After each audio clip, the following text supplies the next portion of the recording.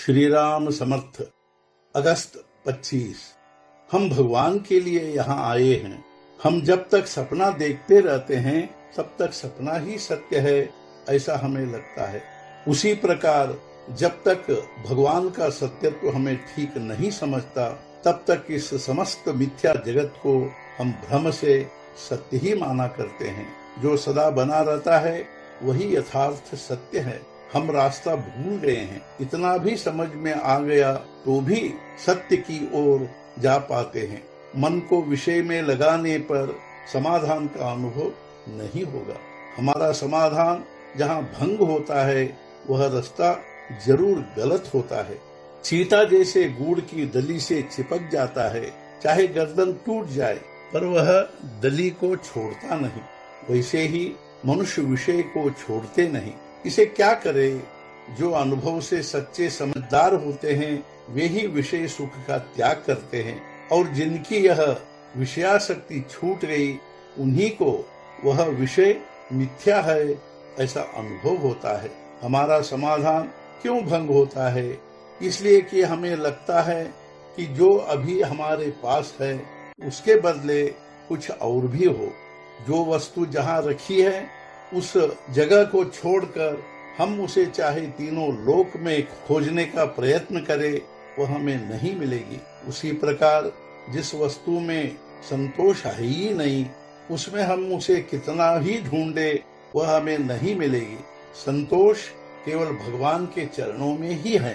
दरअसल बात यह है कि हमारी वृत्ति परिस्थिति में फंस गई है, इसलिए वह स्थिर नहीं रहती और इसलिए हमें संतोष नहीं होता।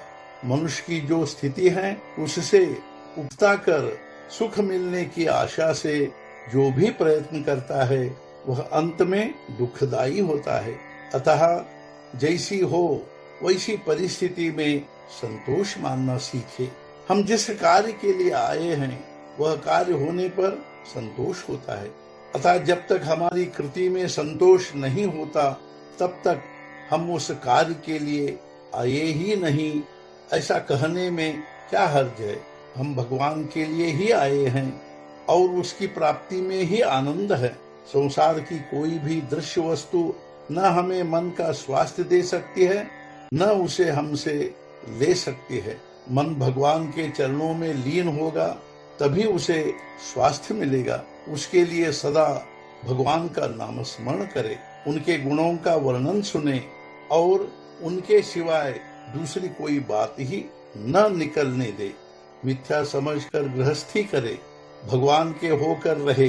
जो नामस्मरण के विरोध में कहेंगे उन पर विश्वास न करे।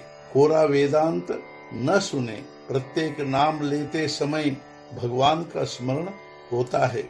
अतः नाम ही को सर्वस्व समझे। नाम में कितनी सामर्थ्य है यह नामस्मरण करने पर ही समझता है।